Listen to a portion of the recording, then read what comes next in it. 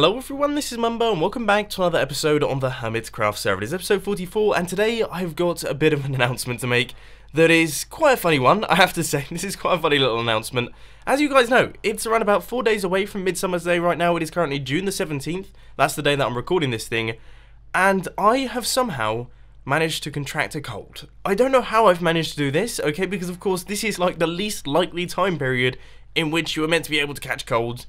But for some reason, my immune system has just decided to give up on me this year because I seem to be constantly contracting illnesses. I seem to just be picking up all the germs in the air and just blasting them into my nose and mouth, and I seem to be getting ill quite a lot. So unfortunately that does mean that my voice sounds ever so slightly different. Now I'm sure I'm going to get hundreds of comments down in the comment section saying, "Hey, Mumbo, you sound exactly the same as you always do," because that tends to be what happens here. But trust me, there is a slight bit of nasally action going on, so I do apologise for that. But anyway, in today's episode of Hermitcraft, we aren't going to be complaining too much about my poor physical state. Instead, we are going to be working on this thing right here. Now, this is what we built in the previous episode of Hermitcraft. I have to say, I am so chuffed with the amount of progress that we managed to make. It was epic. It was so much fun. I had an absolute blast building this thing. And as you can see, we now have ourselves a pretty much complete full villager trading booth, complete with one villager right here. Now, I can't remember, is this guy any good? We've got 37 rotten flesh, we've got 9 gold for an emerald. I mean, he's not too bad, you know. We might keep him sticking around because we have so many slots for them, we might as well keep them in for the time being. But there are still a few bits that we need to do. For example, the item elevators, we need to do all of the glass across the top, we need to do all the decoration. So, believe you me, this thing is not quite complete just yet. So, the first thing that we have to do today is we have to take a look at this guy, see if he's got any decent trades. Not particularly, and then we need to cover him with blocks a bit like this.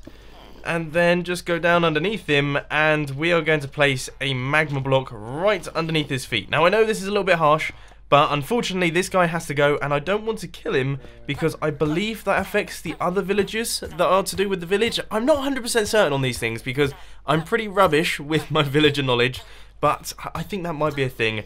So we've had to kill him using the environment there, and that magma block has come in super handy. Look at that, that was nice and easy.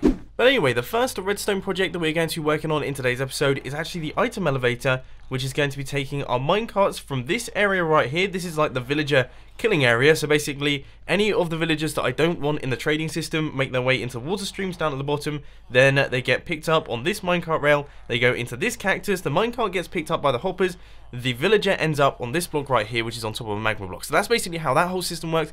I did all of that at the end of the previous episode.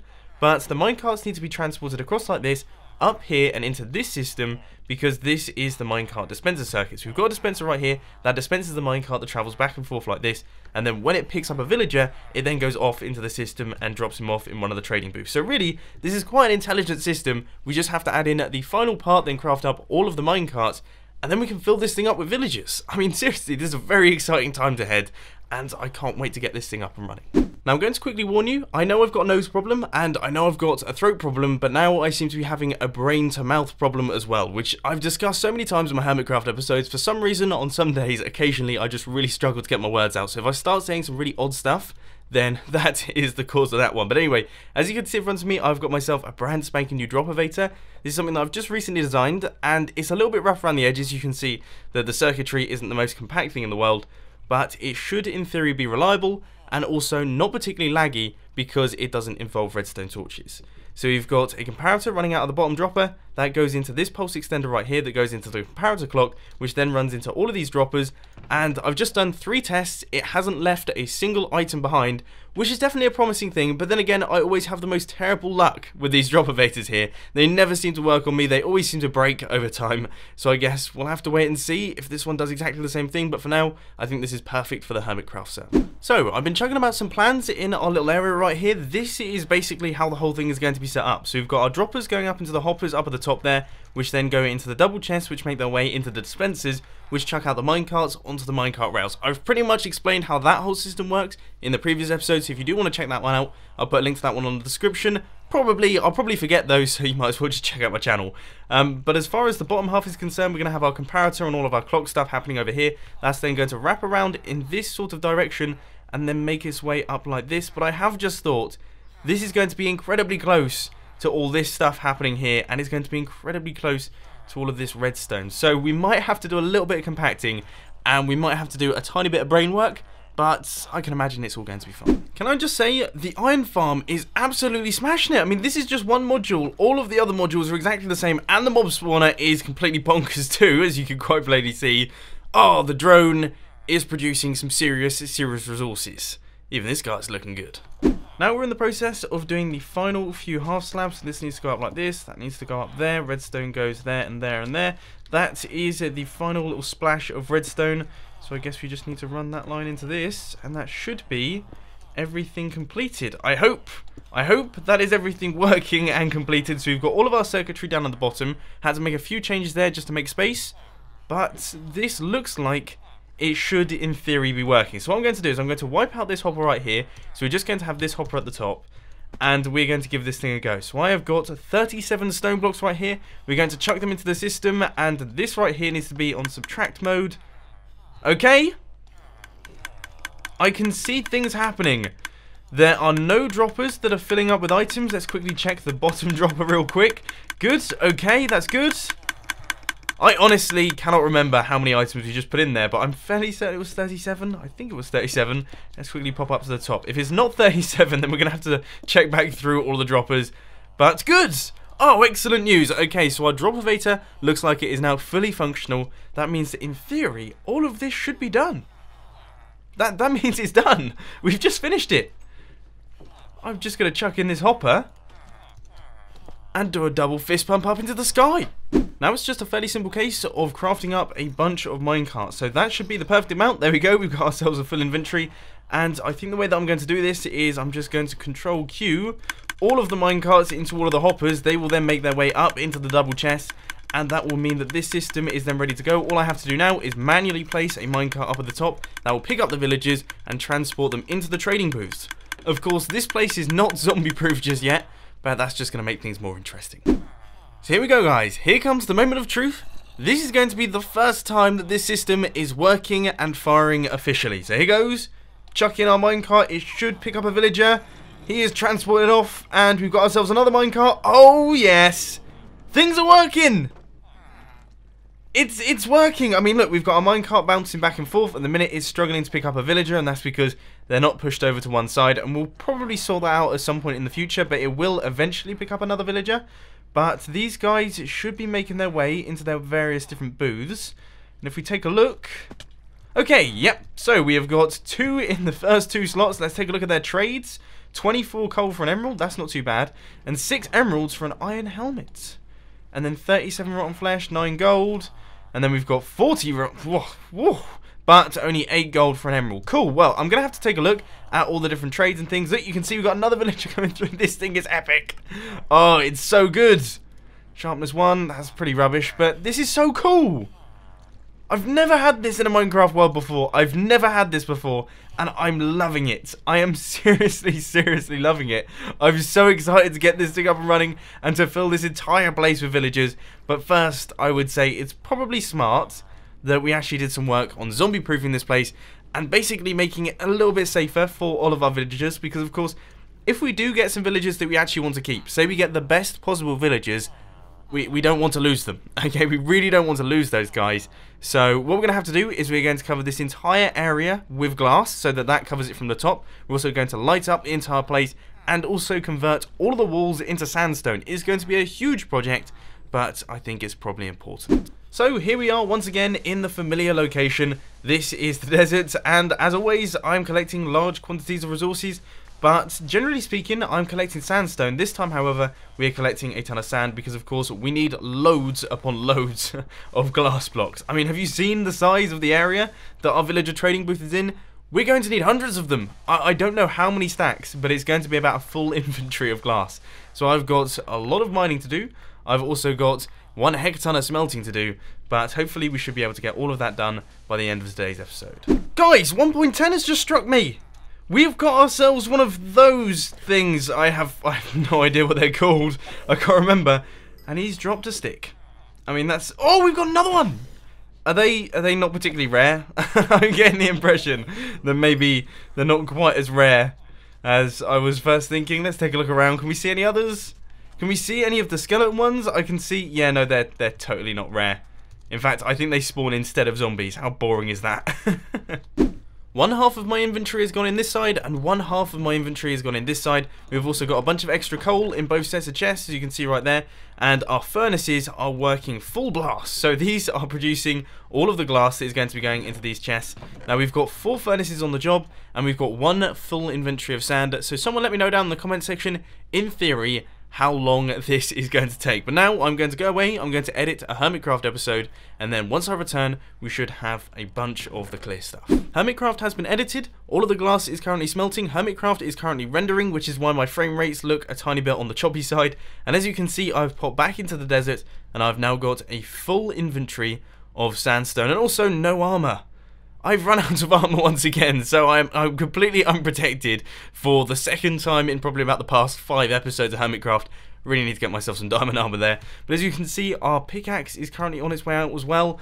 I mean, we're sort of struggling at the minute on the Hermitcraft server, aren't we? But anyway, we're going to pop back to the base now, pick up all the glass, and we're going to do the entire roof. Bit of a progress update for you. As you can see, frame rates are running really quite low. We're currently sat around about 16 frames a second, which isn't particularly brilliant. So I'll try my best not to move around too much.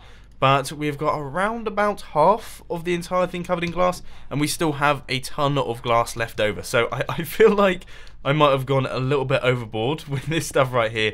But this does mean that we will be able to fully zombie-proof this entire space in today's episode, which is fantastic. I was a little bit worried that we weren't going to be able to do that. And another thing that I thought I'd quickly mention is, as you can see, first off, check out how many villagers we have. Let's take a look in their trades. They seem to be almost color coordinated at this point in time. We have 17 coal for an emerald, and yeah, that's not particularly brilliant. We'll get rid of him at some point. That's not bad, you know. That isn't too bad. 16 potatoes for 1 emerald. That's amazing. I mean, we could go to town with that one. So we're gonna have to keep him sticking around because we're gonna get loads of emeralds off him. Okay, not too bad, not too bad. That's a good one as well. That's a good one to have. And blast protection, not too good. 17 string for an emerald. That's important. Oh my word. I mean, seriously, we are going to be really raking in the emeralds with this mob farm as well. I mean, if you look, I'm going to use emeralds everywhere. They're one of my favourite blocks in the game. I've just never had access to them. Alright, anyway, I'm going to keep chucking in the glass blocks. Let's cover this thing over. But I've got a beaming smile on my face right now because I feel like our luck's about to change on the Hermitcraft server, and we're about to get very rich indeed. And now we have a great big glass roof on this thing. So there we go, that is that all done. And I have to say, I think it looks cool, but this guy is about to ruin the fun. Get out. Oh, whew, I got very scared then. Right, so let's quickly sleep in this bed, and then we'll take a look at this thing from above. Now, I have to say, with the standard glass texture, you know, with like the lines going through the middle, not the biggest fan. I've never particularly liked it. I don't think it's particularly nice. So at some point in the near future, I'm probably going to change that. I'm going to change the texture of my glass in my texture pack so that it's completely clear, because I've always had that on my channel. I've always had that. But it's only recently that I've changed back over to the regular one. But anyway, let's look around for some mobs. And let's just pillar up using the cobblestone, and we'll see what this whole place looks like. And that was a lucky, lucky save. Good! Well, it looks pretty crazy, doesn't it? It definitely looks very busy, and that's because of the glass texture. But it definitely looks pretty cool. I wonder how it looks from the drone. We won't go up there, we won't take a look. I'm sure it looks pretty cool from up there, but I'm very, very happy with that. And of course, the most important thing is, all of our villagers are now completely safe. And once again, the lag has hit me like a ton of bricks. We're currently sat at around about 16 frames a second. As you can see, when we look in this corner, it goes right the way through the floor. I'm now at 11 frames a second. I don't think I've ever seen 11 frames a second. Oh, that is completely mental. But the good news is that I will be getting a new computer soon. This one is going to be used as my rendering PC because, of course, I am currently rendering a video, which isn't helping the situation. So hopefully this problem should soon be fixed. Guys, I have got some news for you. I have actually found the solution to the problem that I was having a couple weeks ago with my XP bar and also my mending pickaxe. As you can see right here, some of the XP is going into my XP bar, some of it is making its way into my pickaxe. And that is because of these little fellas right here when we remove them. As you can see right now, when we get all of our XP, none of it goes into the XP bar, it all goes into my pickaxe. That's just how it works. Oh my word, I've thrown my elytra on the floor. That's not smart. I can't believe I've just done that. Give them back. I don't know why I thought that was a good idea. I'm being a total spoon today.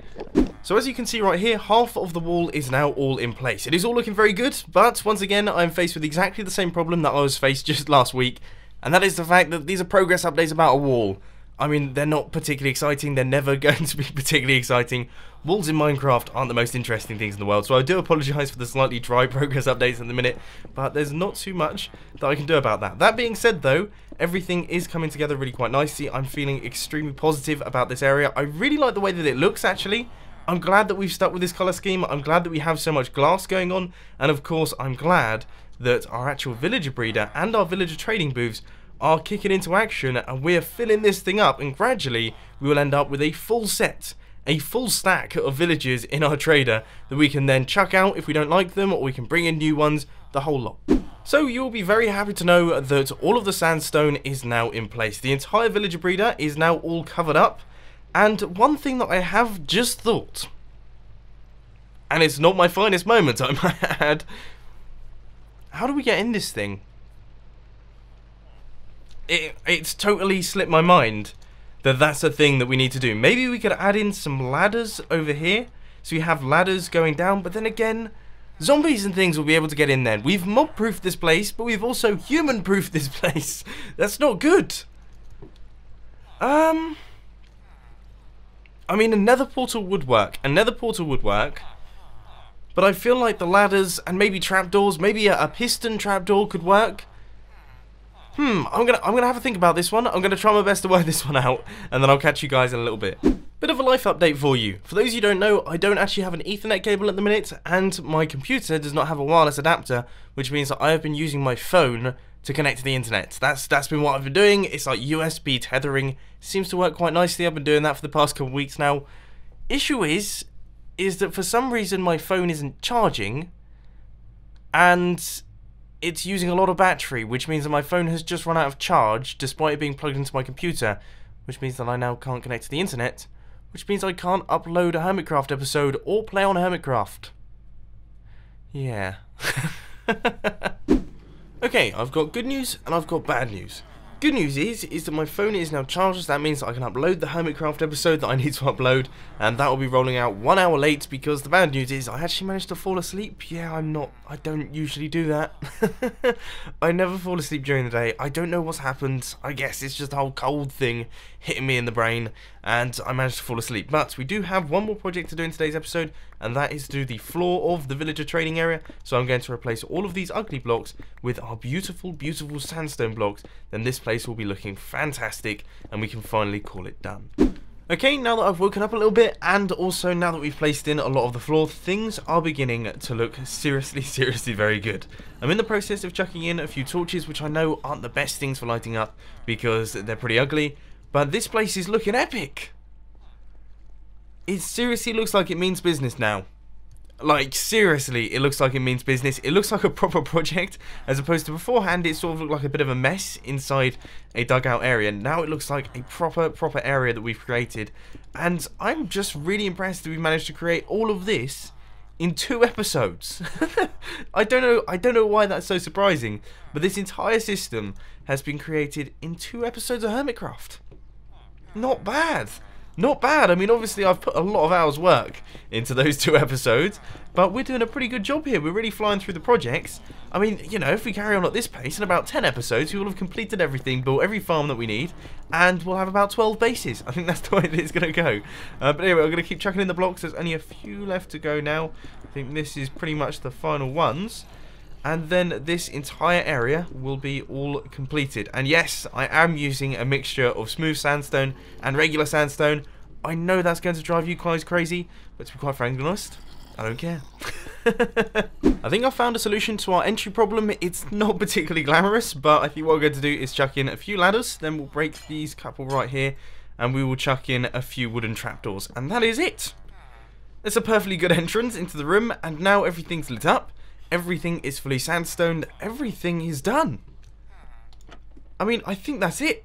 I think we have fully completed the villager trading area. This is it. Oh, no. Oh. My heart went into my mouth. I thought the reason that this guy was stuck is that he somehow got stuck inside the glass block. But no. Okay, let's quickly... What's happened there is that while I was breaking the blocks on the wall, I completely forgot there's actually a redstone torch that has to go on that block there to power that powered rail, and I forgot to place it back in, which means that the system currently isn't working with the minecart. So let's quickly do that before we go. And then that should be everything done. So I think it needs to go there. I mean, I totally can't see, right? Let's pop up to the top using our cobblestone, and we'll take a closer look at this one. But I have to say, my heart just went fully into my mouth. I think we have to just nudge him. Have we given him a nudge? I can tell this is just going to be a struggle. The final part of the episode, and it's going to be a right struggle. Right, let's get in there. And there we go. Good. And then this should fire. And yes, we've got ourselves another minecart in the system. The only thing I will say is it's not particularly brilliant at picking up the villagers, but I guess we might have to work on that if it gets too bad. But for now, I do believe that our full villager trading station is all done and dusted. We have managed to do everything. We have completed everything. It should now be working. Let's quickly take a look at this guy's trades, just because, you know, I want to see what he's got. He is making his way over there. And I think there's a sign over here. Good, he's made his way past it. That is excellent. His head is through the glass, which, let's hope the zombies can't attack him in this current state, because that would be a very bad thing. But he's about to drop down. Good. Yep, he's left a gap. They tend to do that sort of thing. Right, let's take a look. Not the best trades. Not the best trades. That's not too bad, I have to say. But, no, nothing too good in there, so we're probably not going to be using him. Should we get rid of him? Now, I think we're going to fill in the entire villager breeder before we start getting rid of things. But anyway, that is everything. That is the full villager trading booth, all done and dusted. I'm extremely happy that we managed to finish this thing, and I'm so chuffed with the end product. I think it looks absolutely insane. Obviously, looking at it from above, standing on top of the glass here, it just looks completely bonkers. So I hope that you enjoyed it. If you did, please sure to hit that like button, and if you really loved it, then make sure to subscribe. But thanks for watching, guys. This has been Mumbo, and I'm out. I'll see you later.